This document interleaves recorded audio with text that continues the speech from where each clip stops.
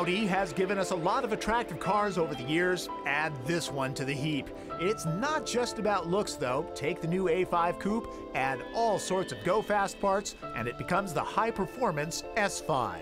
It's been a long time since Audi's given the U.S. a four-seat, two-door coupe.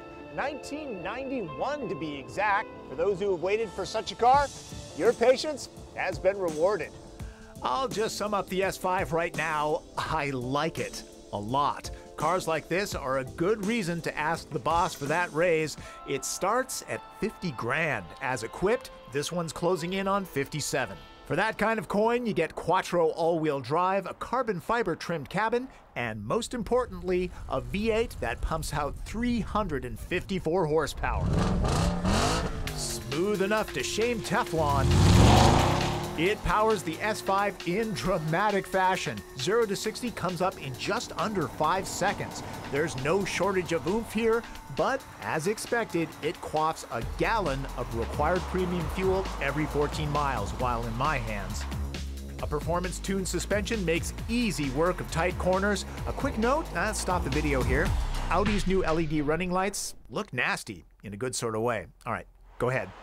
The body structure is bank vault rigid, chassis dynamics solid as the Deutschmark. Still, the high-performance S5 manages to remain comfortable and quiet enough to be a daily driver.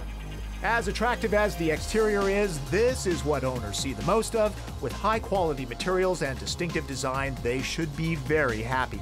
Keep the transponder in your pocket or purse. The S5 has my favorite feature, keyless ignition. Those up front get airbags for their knees. The adjustable, supportive, and deeply bolstered seats keep everyone in place during hard cornering. A design touch I really like is the sunroof. While a larger opening would be welcome, the design that's flush with the roof is a very nice touch. Audi's user interface, called MMI, is fine, but it takes some time to learn and isn't always consistent.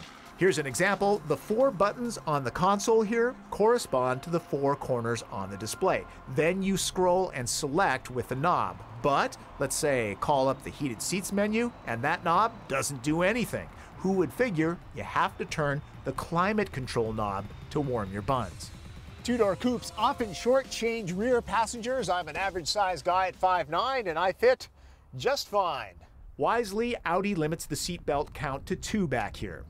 S5 would be a great car to tour the country in, find those twisty, turny back roads. How much luggage could you take? Since bundles of TP are suitcase-sized, pack lighter. 5 is a hair on the smaller side. Unusual for a performance coupe, the rear seats fold to expand cargo.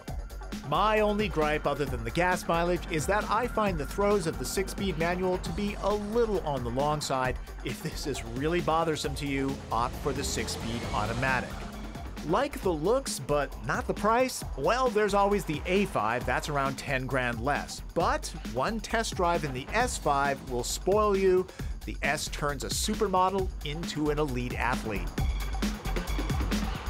Now, I lived with the S5 for a week, and I found it to be comfortable enough to be a daily driver, really. High praise for a high-performance coupe. I can't stress the amount of attention this car draws. People really love the design, lots of thumbs up on the road. It manages to be elegant and aggressive at the same time. My 11-year-old boy thinks some parts of it look like his Lego Bionicle figures, and I've got to admit he's right. All right, while I go hit my boss up for a raise so I can someday buy something like this, go to the website for a more thorough review of the S5. That's www.nwcn.com/autos. There's always a link to my email there, so go ahead and write. I'm Tom Voelk. That's Drive.